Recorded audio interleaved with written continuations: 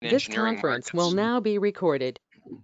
for a company called GPS Air out of Charlotte, North Carolina. We are a manufacturer of needlepoint bipolar ionization technology, which is used in part along with ventilation and filtration to help create healthier, cleaner, safer indoor environments from an air quality and environmental quality perspective. Today, I will be talking about the HVAC system's role in improving environmental air quality in buildings of all types.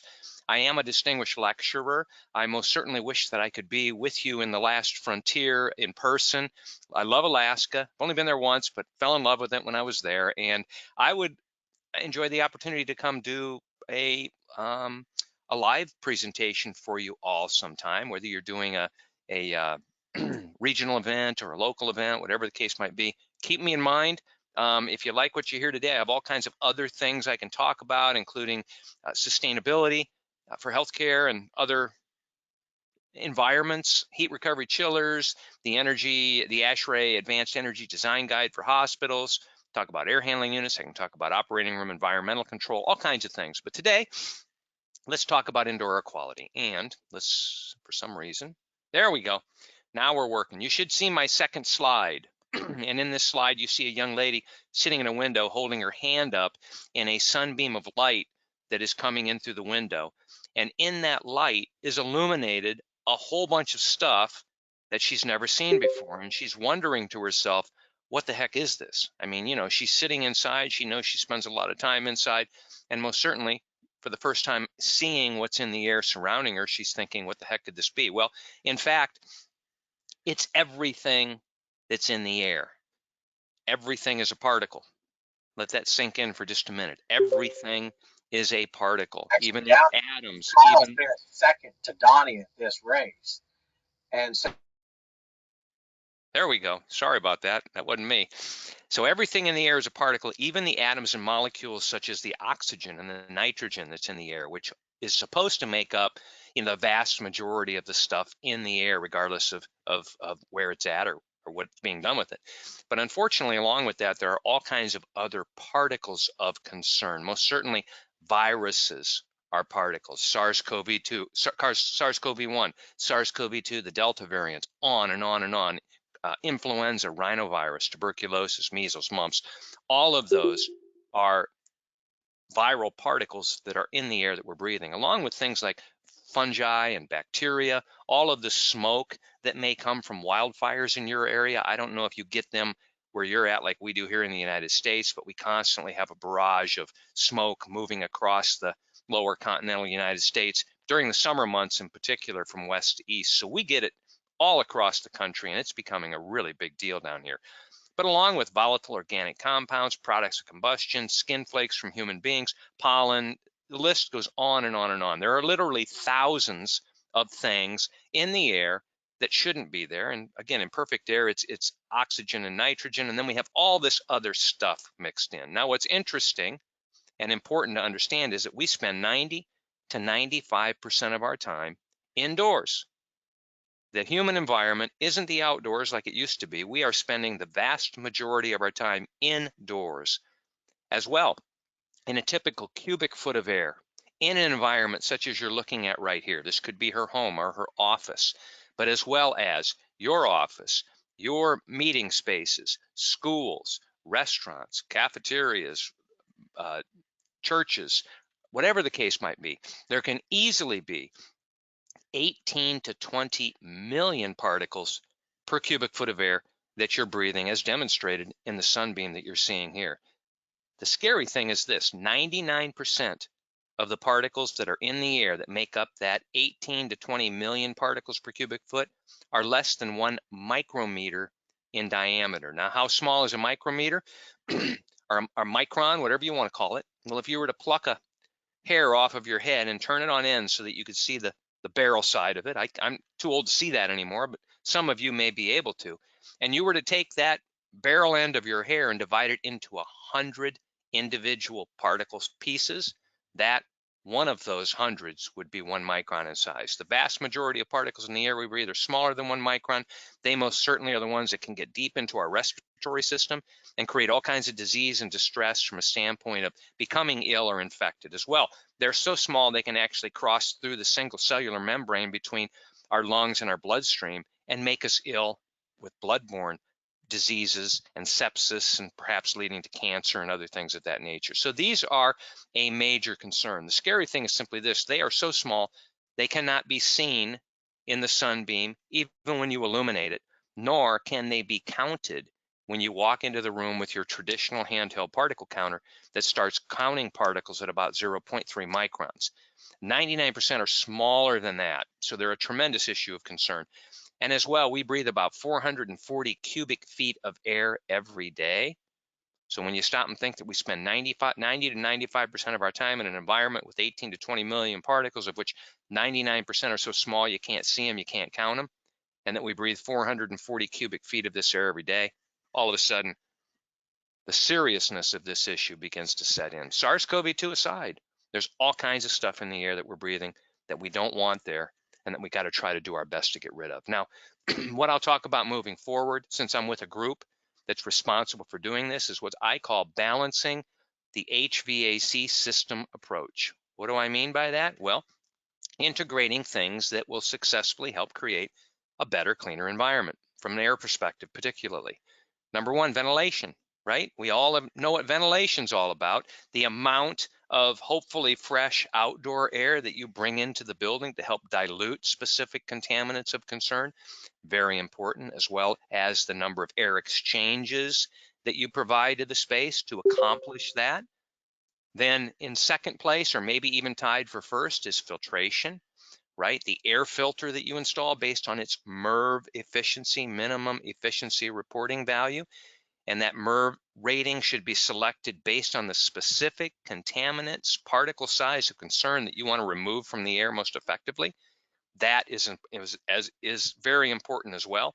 Number one, number two, or let's combine them and say that's the number one most important thing that we as HVAC professionals are in charge of doing to help balance that system. But in addition, we've heard a lot of late about maintaining proper indoor relative humidities. A lot has been said about that 40 to 60% relative humidity sweet spot that seems to be the best for us human beings from a standpoint of our physiological well-being. We just respond better, we feel better, we're healthier within those ranges of relative humidity. But as well, it has a tendency to be the most detrimental for certain viruses and pathogens of concern. Now, they haven't tested SARS-CoV-2 specifically with regards to that range of relative humidities, but we know with regards to influenza and other viruses, it seems to have a limiting effect on the virus's ability to infect us and its longevity. And you know as well as I do, it gets dry and cold in Alaska. I've got to assume, never been there in the winter. Maybe I never will be, but I might. But I come from the Midwest. I come from Iowa, and I know in the wintertime, my fingers are always cracked, my nose is always dry, my eyes are always itchy, and that's when cold season comes about. So 40 to 60%, if you can do it, might be something to consider.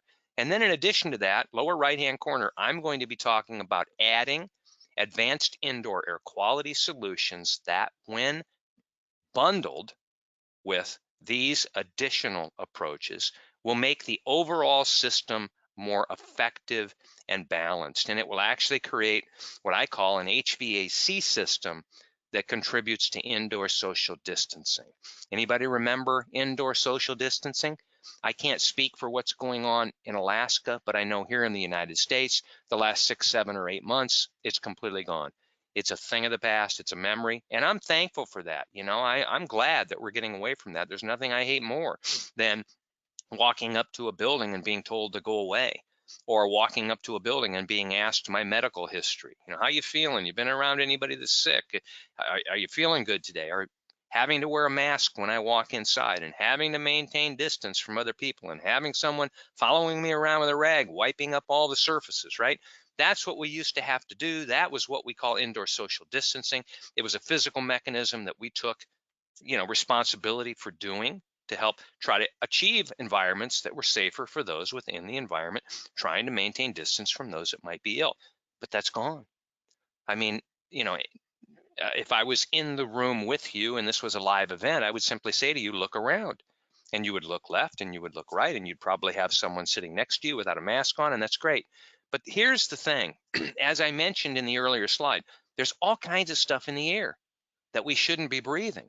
SARS-CoV-2, SARS-CoV-1, whatever it happens to be, influenza, smoke, all the other stuff that's in the air that we shouldn't be breathing. And we need to create a distancing mechanism between what's in the air and us breathing it. And I'm going to suggest to you that the HVAC industry is the last bastion of indoor social distancing that we may see for a long, long time, at least until the next pandemic. It will be on us and our industry to create healthier indoor environments that do exactly this, distance us from the stuff in the air that we shouldn't be breathing. And that is what I will talk about as I move forward. Now, we've been led down a path of late, and if you've been paying attention, it's been a really interesting path to be led down. This is an article that appeared in the American Journal of Infection Control a couple of years ago. It talked about particle control in hospital operating rooms using HEPA filtration. Now, hospital operating rooms are typically high air exchanges, maybe 20 air changes per hour, 10 times that of a typical traditional environment. And they most often will use HEPA filtration in the air. A HEPA filter is 99.97% efficient at the most penetrating particle size of about 0.2 microns, very, very, very, very, very small. But what's interesting is while we think of hospital operating rooms as clean, and they most certainly are cleaner than the slide I showed you with the young lady holding her hand up in the air, they may not be as clean as we think. And what these scientists discovered during live testing in actual hospital operating rooms was very interesting. And I'm going to read from for you real quickly part of what they said in this particular article. They said the majority of airborne pathogens fall into the fine particle or ultrafine particle ranges. Now, those are the ones that I mentioned, too small to see and too small to count in a traditional environment with a handheld particle counter. It's a common misconception that these small particles are effectively cleared from a space, such as an operating room, even using HEPA filtration at 99.97% efficiency. They said, unfortunately, most very small particles and pathogens are of insufficient mass. They're too small to be controlled by what they call bulk airflow, but that's just traditional air movement, even 20 air changes per hour. And they said that these particles can remain suspended for days or even weeks. They went on to say that significant fractions of these suspended particles and pathogens cannot be effectively transported or removed by conventional air filters. They determined this in live operating room test scenarios. They went on to say that it does not matter how efficient the air filter is that you install in the HVAC system. If the particle of concern cannot get from the space to the filter to be removed, the filter will not be effective. There's a huge difference between filter efficiency and filter effectiveness. And this is just one of the avenues that has begun to take us down this path over the last couple of years. Now, in addition, locked up, sorry, hold on.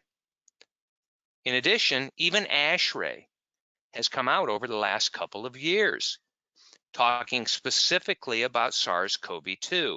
But remember, SARS-CoV-2 is a small particle, so they could be talking about other things just as easily.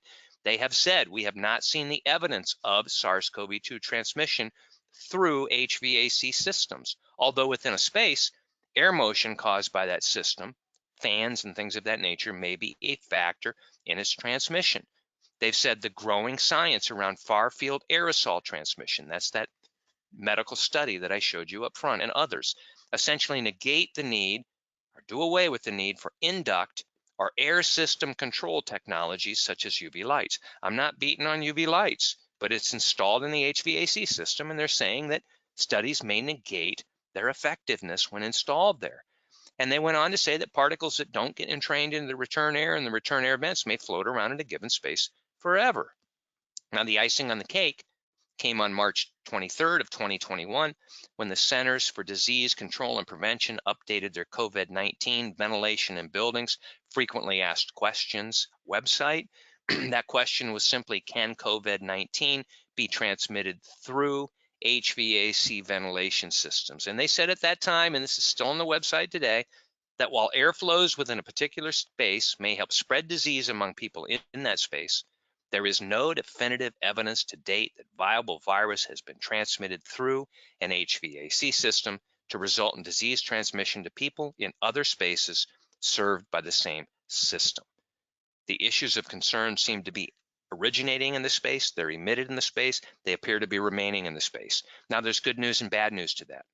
The good news is simply that if we were in the same room together and one of us was ill and one of us coughed or talked or sneezed or was breathing or singing into the air, that virally transmitted viral material may not be circulated through the HVAC system to the rest of the building to infect others in other rooms. That's the good news. The bad news is that for you and I in the room together, if I'm sick and you're not, you may get ill, and that isn't good.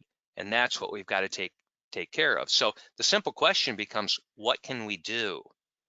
And if you think about it for a minute or two, the answer is actually pretty simple. And we've been talking a lot about that lately.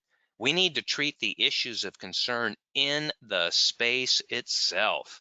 That's why Ashrae, in that peer-reviewed journal article, said installing UVC lights in the HVAC system may not be relevant to actually combating the issues. We need to treat the issues of concern in the space. And we have ways to do that. Number one, some of you may be familiar with in-space upper room UVGI or UVC lights. It's typically a small box. It does not have a fan. It typically has a 30-inch UVC bulb in it. You mount it at least 8 feet above the finished floor, and there are directional louvers that you direct the luminance or the fluence of light up towards the ceiling and away from the occupied space. We cannot have UVC light emitted into an occupied space because it can be hazardous for occupants in that environment.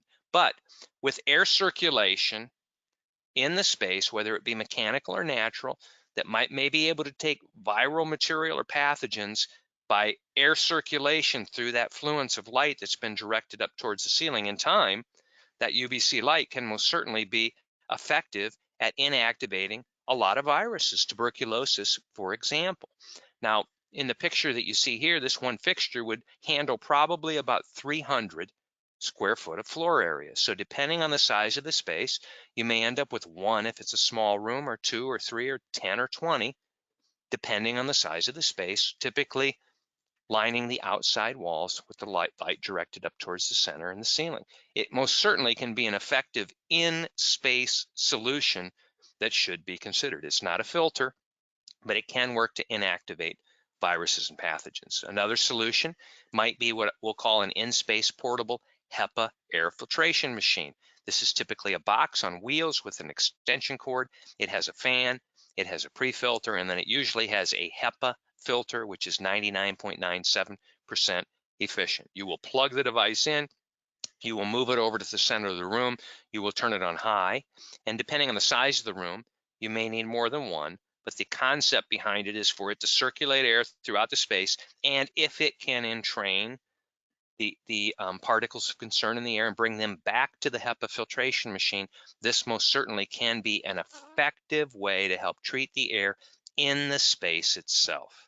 And then we have other in-space or in HVAC system technologies, such as needlepoint bipolar ionization or bipolar ionization or photocatalytic oxidation or dry hydrogen peroxide. There's lots of stuff out there that it may be possible to install it in the space or in the HVAC system. And if installed in the HVAC system, if it is capable of reaching out into the space, it can treat the issues of concern there.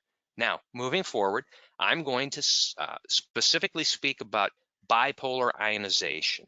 And the reason is twofold. Number one, I wrote an Ashrae peer-reviewed journal article back in November of 2021 on the subject of bipolar ionization, a bipolar ionization primer for HVAC professionals that garnered a lot of attention. And I've been asked to speak about this article specifically to Ashrae chapters. I will be taking a lot of the information moving forward that you will be seeing from that article, but I suggest that if you're an Ashrae member, and I assume you all are, if you haven't read this yet, please do. November 2021. If you have read it, I'd love to get your thoughts on it. But again, a lot of what I'll be talking about moving forward comes specifically from this article. And the other thing is I simply know quite a bit about it, so it's easy for me to discuss this particular technology. Now, ionization. Let's start with the basics. Let's talk about what an air ion is, just so that we get our definition straight in our mind, right? For the purpose of this conversation, I am going to consider an air ion to be an atom or molecule in the air that has a charge potential. It has electrical energy that's been applied to it. It is either positively or negatively polarized, bipolar, one or the other, right? A particle in the air that is not charged is not an ion. It needs to carry an energy potential for it to be an ion. You'll understand why in a minute or two. Ionization is imparted to the air naturally by Mother Nature, if you want to use that reference, right? The air you are breathing right now is ionized. The first breath you took on the face of this earth is ionized air. The last breath you take on the face of this earth, I hope it's years and years and years from now, most certainly will be ionized air as well, or we're in big trouble. Where ions are imparted to the air by nature are through such phenomena such as a lightning strike. You can imagine the potential that a high voltage lightning strike would have to impart an energy potential to the atoms and molecules that surround that bolt of lightning.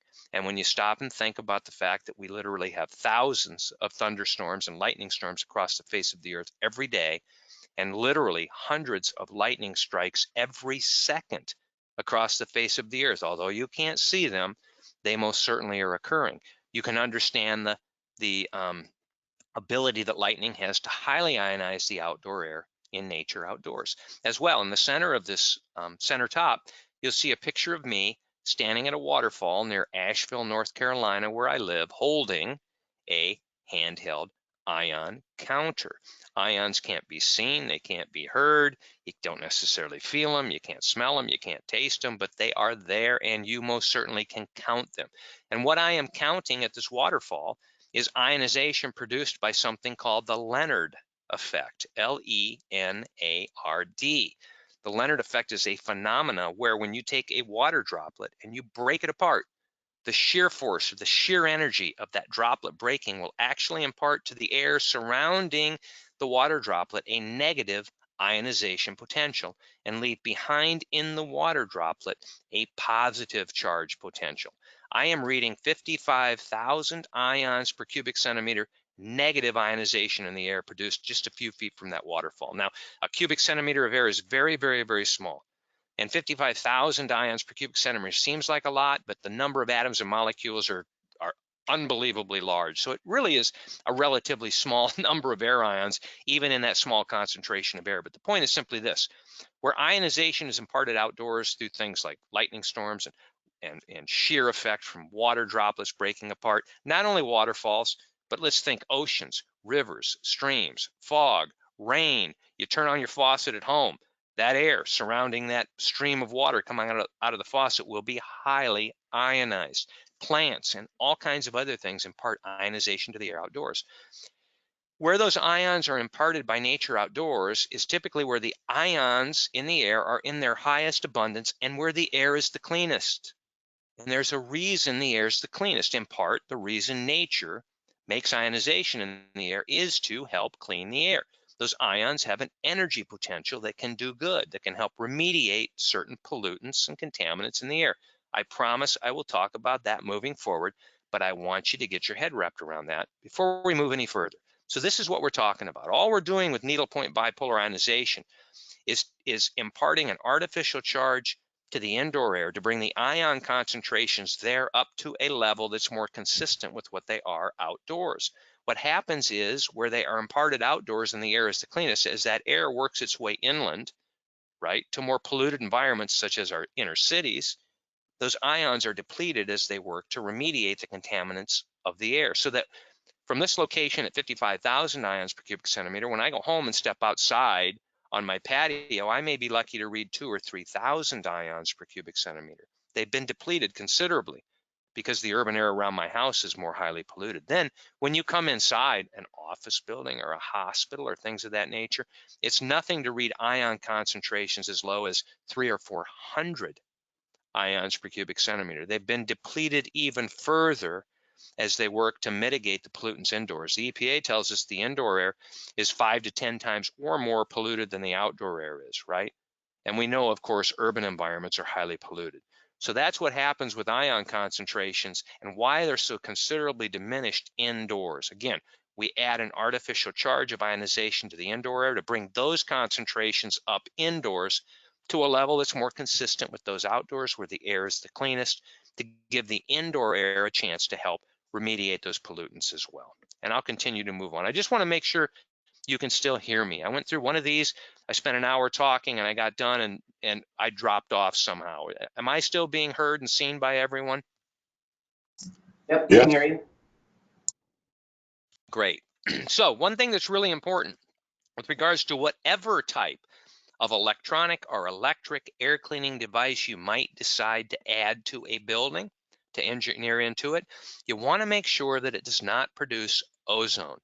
Ozone is O3. Ozone is a toxic gas. Ozone is a respiratory irritant.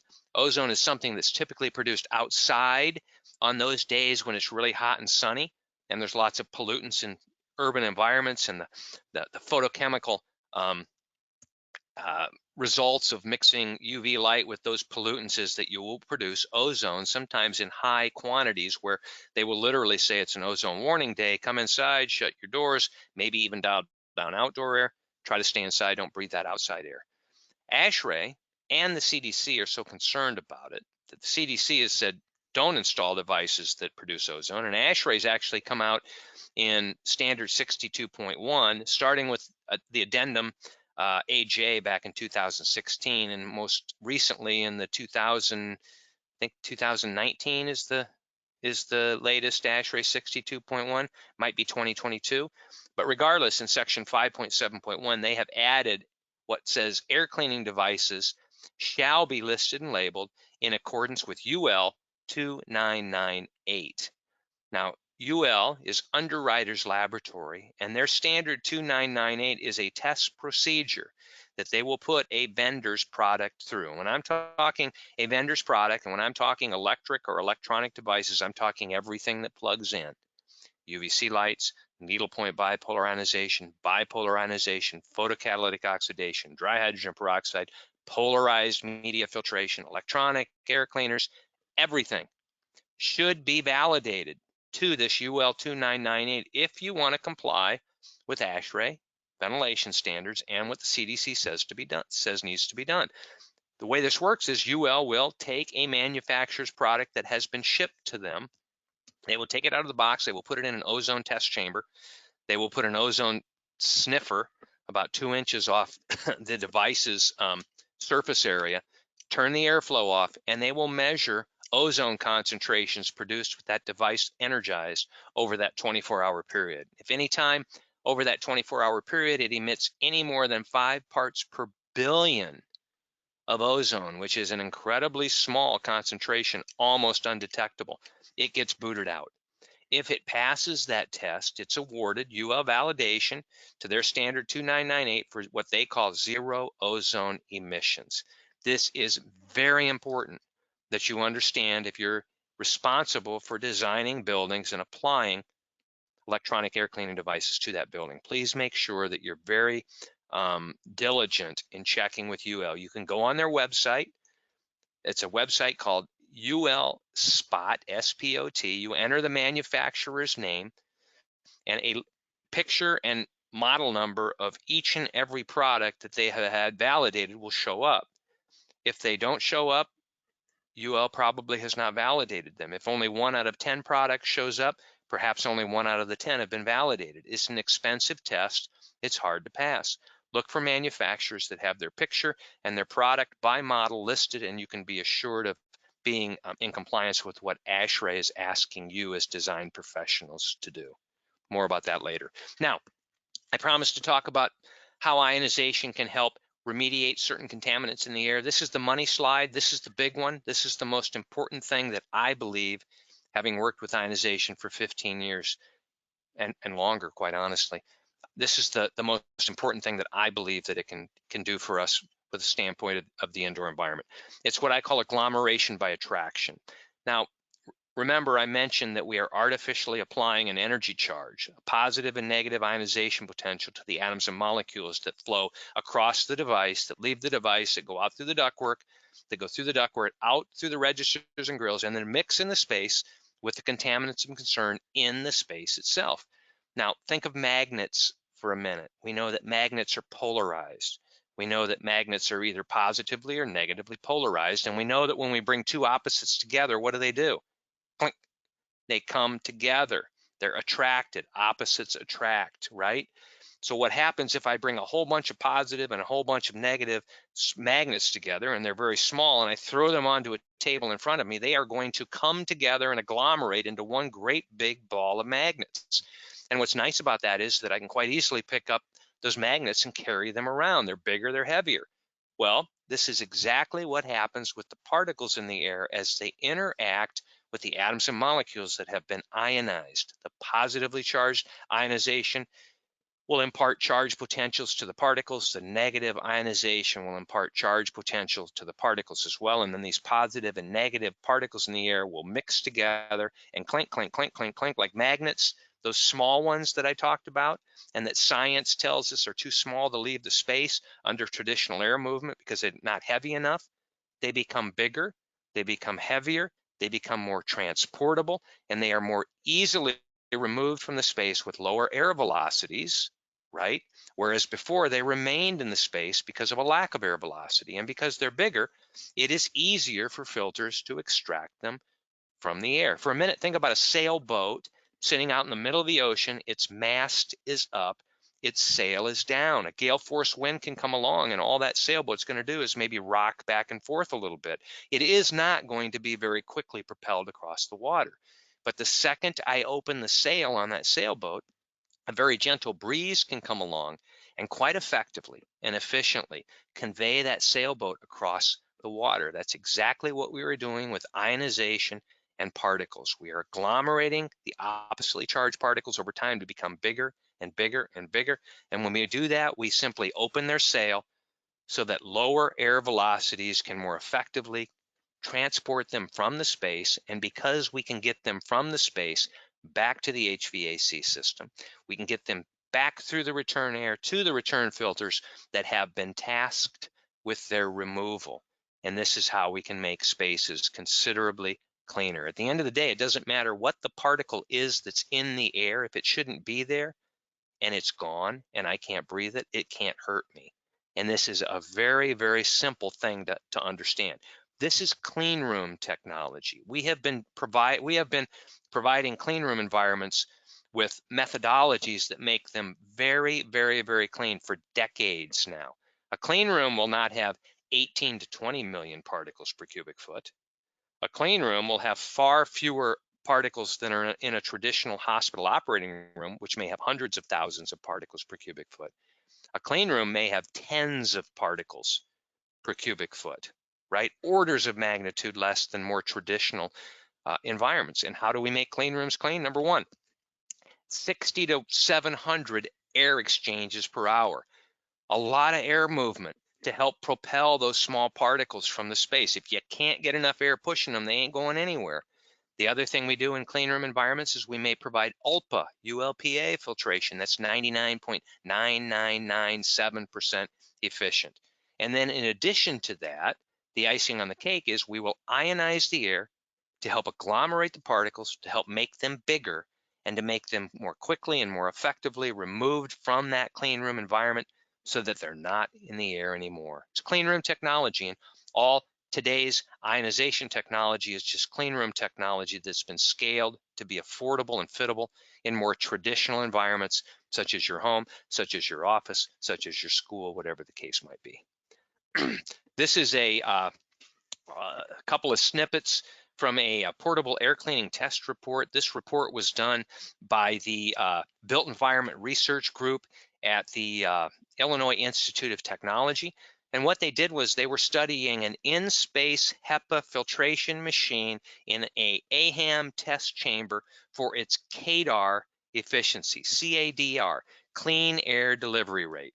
Hopefully most of you know what that is. If you don't, look it up. It's interesting, but it most certainly is a credible way to go about uh, uh, comparing the effectiveness of one in-space portable air filtration machine versus another. The higher the CADAR rating, or clean air delivery rate, the better the unit is at extracting particles from the space. And in testing, what they found out was, when comparing a HEPA filtration machine in the test environment in a non-ionized versus an ionized environment where needlepoint bipolar ionization had been used to create ionization in the space, they found that the filtration machine itself was anywhere from 20 to 50% more efficient at removing particles in the air from the ionized space than it was in the non-ionized space. So even that portable HEPA filtration machine in the space with the particles of concern, directly circulating air in the space and trying to extract those particles from the air, was 20 to 50% less effective at doing that when the air was not ionized. When the ionization device was turned on, it became 20 to 50% more effective.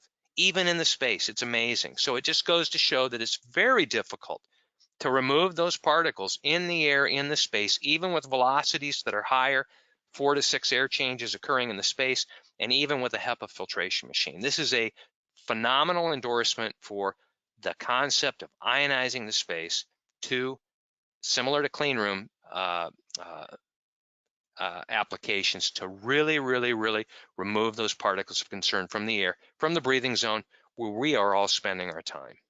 As well, there are certain manufacturers of bipolar ionization technology that have tested in BSL-3 laboratory test environments. Those are the laboratories where you test the deadly viruses. They have tested the effectiveness of this technology at actually inactivating certain viruses and pathogens both in the air and on surfaces over time.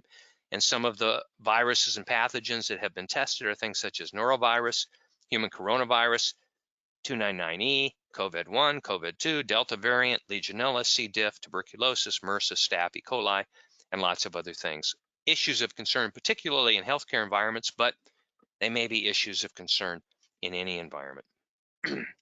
Another use of needlepoint bipolar ionization has been in the healthcare industry for years to help keep cooling coils in those environments free of microbial growth, mold, mildew, bacteria, and as well as been used as an odor mitigation technology for issues such as helicopter landing pad exhaust and diesel backup generator exhaust that happen to get from outside the building inside. Where do they always put the outdoor air intake?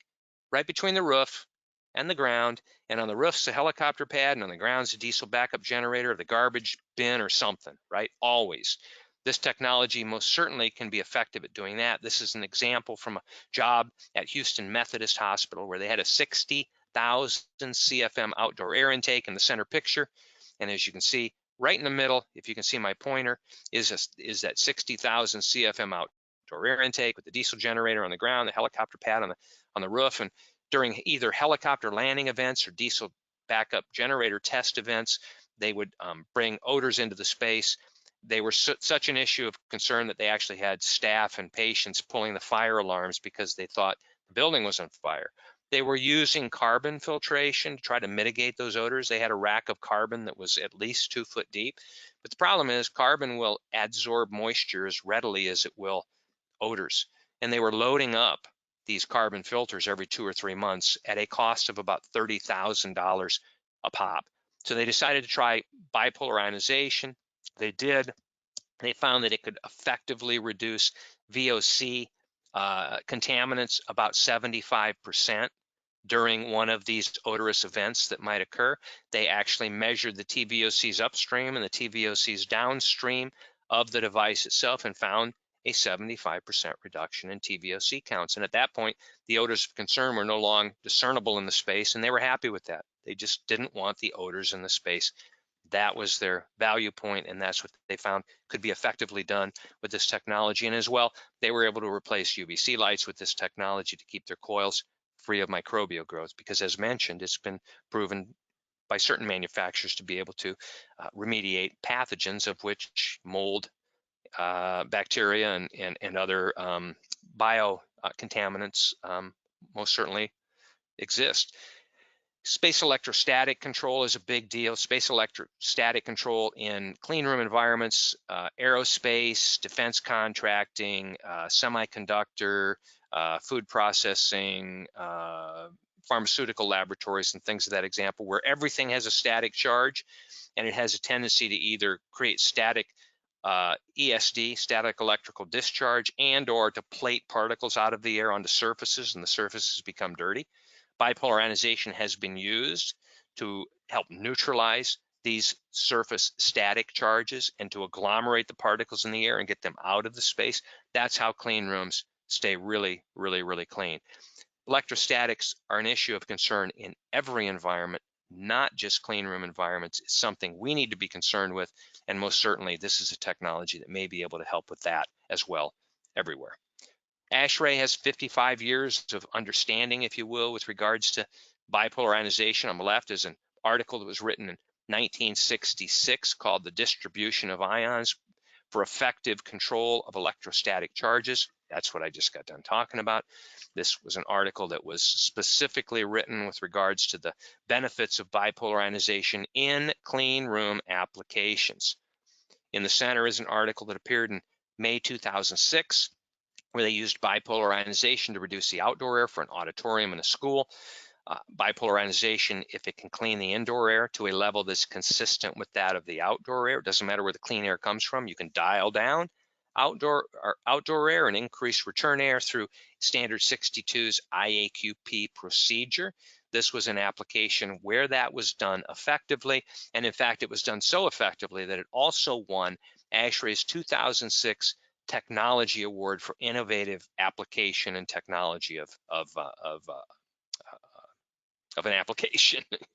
And then on the right-hand side is the article that I wrote, November 2021. All of these are peer-reviewed. All of these are available to Ashrae members online if you go into the portal and you look them up. If you need mine, just reach out. I'll be happy to send it to you.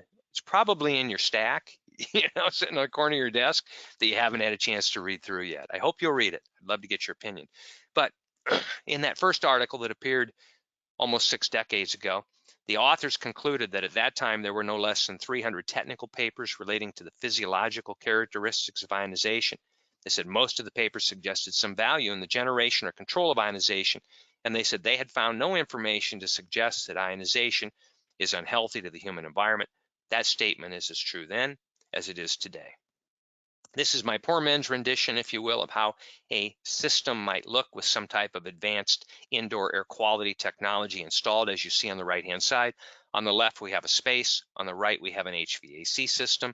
The HVAC system, of course, removes air from the space and is tasked with attempting to clean it, heating it, cooling it, humidifying it, dehumidifying it, and then returning it to the space, hopefully in a better condition than when it left. On the left-hand side, we have a space with all kinds of issues of concern. Now, if we take a look at where I have placed the advanced indoor air quality technology, if it is capable of reaching out into the space and treating the space, it might be effective from this spot. And with ionization, what we do is impart that energy potential of positive and negative energy to the atoms and molecules in the air that flow out through the ductwork, that enter the space through the registers and grills, and mix with mechanical ventilation in the space with the particles of concern that are in the air. And if viruses are there, they may begin to become inactivated in the air or on surfaces. As well, if there are pathogens in the air, such as bacteria or mold spores, things of that nature, they may begin to become killed, for lack of a better term. If there are odors in the space, they may begin to become mitigated. But the most important thing is simply that regardless, these are all particles, they will be agglomerated over time. And as you can see from the filter, we can actually get them out of the space back to the filter so that the filter can effectively extract them from the airstream. And as I'd mentioned earlier, if it's not in the air and I can't breathe it, it can't hurt me. So this is a tremendous way to take a big step forward with regards to creating safer, healthier, and cleaner indoor environments of all types everywhere.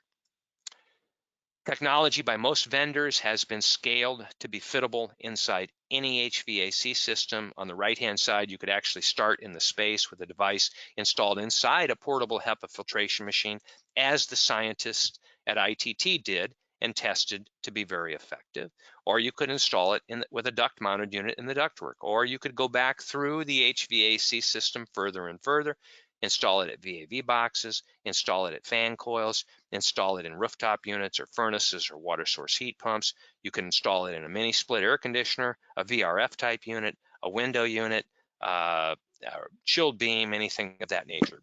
Anything that moves air is a candidate to have a technology such as this or others installed at the device itself to be able to treat the space, as we are being told we probably need to do. Little industry news update with regards to Ashrae. Ashrae has formed what's called a TG, or technical group, on reactive air cleaning and surface technologies, which include needlepoint and bipolar ionization, photocatalytic oxidation, dry hydrogen peroxide, PCO technology, etc. And they are beginning to work towards more standardized methods of testing and application that will propel this technology, all of these technologies, into the future with Ashrae's involvement and backing of test results, things of that nature. And I'll leave us here today because we've got about 10 minutes left with a quote from one of my favorite past Ashrae presidents, Tim Wentz, who served 2016 to 2017. And he said in his inauguration address at that time, a quote that I've just could not get out of my head, so I threw it up on the screen, and I use this everywhere I can because it's so applicable to everything going on today, but as well as back then. He said at that time, the greatest challenge we face today is the failure to adapt to change. And again, I think it was as applicable as when he said it as it is today, as it will probably be 100 years from now. So with that, I will open it up for questions and comments, and we've got about 10 minutes left. I certainly appreciate your time, and I hope we can have a little discussion moving forward. Thanks, Dave. Thanks for that. If anyone has any questions, it's open for questions. So Go. how do we know that at 4 to 6 air changes an hour, needlepoint ionization will have any effect? Measure it. Meaning, well, measure what? Well, let me ask you this. Let's just start from square one. What effect are you looking for? A decrease in infection. Okay, that's tough to do. You'd have to employ more than likely some healthcare owner that would be interested in doing that type of analysis. Now, I can suggest that if we install that technology in a space, right, and you can come in and measure higher ion concentrations, and you can come in then and measure particle reductions by doing particle reduction studies, right? What are the particles in the space before? What are the particles in the space after the ionization device has been turned on? You could come in and you could do culturing of surfaces for surface contaminants, colony forming units of bacteria, or other pathogenic concerns of that nature. And if you could see a reduction in an ionized environment versus an unionized environment, in my humble opinion, that should conclude in a reduction of healthcare acquired infections and surgical site infections and things of that nature. I will not say it will until a hospital signs on and does the studies and proves that it will. But I would say, in my mind, I would speculate that the two would have a drastic correlation with one another. You most certainly can measure what you'll see with bipolar ionization in general, when it's installed in the space and done right, with proper ion concentrations, is you will see particle counts start here, and over a short period of time, you will see them drop here. And they're just drastic reductions in particles. I mean, this, again, is clean room technology. They've had this down to a science for years in clean rooms. They know what they're doing. Right, but the clean room is like at 300 air changes an hour or something like that. Right. That's the beauty of this technology, is that, again, it will take an environment that is less, let's say, efficient from a standpoint of a level of filtration that you've installed and the air changes that you have, and drive it more towards that clean room cleanliness because of its ability to agglomerate those particles, make them bigger. Now, with a higher air velocity, I can move a smaller particle more quickly. All I need to do is make the particle bigger for a lower velocity to also have an effect at being able to drive it from the space. And that's what we're doing with this type of technology, specifically ionization. Thanks. Yeah, I hope that answered it. Hey, What else? David, Chris has a question. Ask away. So the earlier you there we go. The earlier you mentioned 40 to 60% relative humidity, which is a complete joke to the Alaska environment. I know. So, Sorry. but I just wonder, does this, you know, if it has any, your ionization matters. Does it make work any differently in a, you know, a 10% environment? Does the water vapor in the air make a difference? Not enough to be noticeable or have a drastic effect on its efficacy. No, Okay, does thank you. not. Yeah. One nice thing about ionization in clean room environments where you have lower relative humidities, and let's just say we want any environment to be clean, is with regards to static electric discharge and the static electric effect of plating particles out of the air onto surfaces. You know, what you do with why you humidify a clean room environment is so that you coat the surfaces with a thin layer of water vapor that will dissipate the charges from that surface, right? Well, if you can't humidify, how else are you going to mitigate surface charges? Well, you add bipolar ionization to the air, negatives and positives come in contact with one another, and the charges are mitigated, are dissipated in a similar fashion to the way that humidity would be able to do it. So you can maintain much lower humidity levels in clean room environments and still get the cleanliness effects, the static discharge effects of humidification, along with the effects of being able to agglomerate the particles and get them out of the air. And if the particles are gone from the air, they can't plate out. So I mean, it's just a beautiful marriage of technology that does so many things for those type of environments. And again, we need to be thinking of all spaces more like clean room environments. We deserve it. I think we are as important as a chip, are a wafer, silicon wafer, or whatever the case might be. I think our health and productivity should merit the same amount of attention that clean rooms merit when it comes to applying advanced technologies for the products and the processes that they're selling to us, right? Does that make sense? Maybe not, but it does Thank to you. me. Thank you. What else? You bet. Thank you. So I What had a else you got? question to Sam. Did you say that these also come in like portable units? They may. There may be And vendors that install ionization in portable air cleaners, but most certainly there are vendors that sell a product that could be installed inside a portable air cleaner, right? Typically mounted to the fan in the air cleaner. Typically the fan then will, induce the ions to come through the fan scroll, and they'll throw them out in the space through the air delivery mechanism, whether it be directly to the space or through a short piece of ductwork or whatever, and then allow those ions, if that's what you're using, to mix and agglomerate the particles and help more effectively pull them back to the HEPA filter to be extracted. That's what ITT studied, and they showed a profound improvement, even in the space, with the air filter right in the space, circulating air at 4 to 6 air exchanges. Just goes to tell you how hard it is to move those small particles without ionization. It's really, really hard. yeah, I'm not sure if I saw this was the ionization machine, but at the local hospital here at the emergency department, I saw the machine which does the ionization and the triage. I think they had a couple of those. Could have. Healthcare has been obviously a critical environment. People are very concerned with what's going on in the air. They always have been, but even more concerned now when, we have such a shortage of hospital staff, and we had such high emittance rates of patients that were overflowing and overburdening hospitals. They were scrambling to figure out what to do. And they were, creating triage areas, and they were putting up tents outside, and they were taking areas that were designed for neutral or positive pressures and trying to convert them to negative pressure. And the race was on there for about a year. And to their merit, I'm big into ASHI, I'm sorry, and I sit on their rapid response task force. So we were the ones that were kind of positioned to help figure out what they should be doing.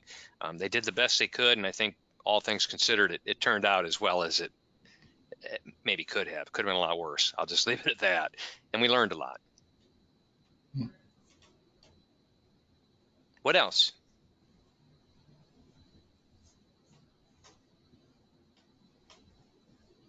Well, I hope you enjoyed it. I hope you'll read the article that I wrote in the Ashrae Journal. My contact information, I'll just give you this David Schurk. If you're interested in any more information, feel free to reach out to me. My email address is dschurk@gpsair.com. dschurk@gpsair.com. I'd be happy to chat. If you want a copy of the Ashrae Journal article, I can send it to you. But again, that's readily available to you through the portal. Thanks, Dave. Thanks for helping us understand this. And thanks for your time. Hopefully, we'll see you again in the future. I hope so. I hope you'll invite me to come up there sometime. I'd love to come. Thank you. Thank you.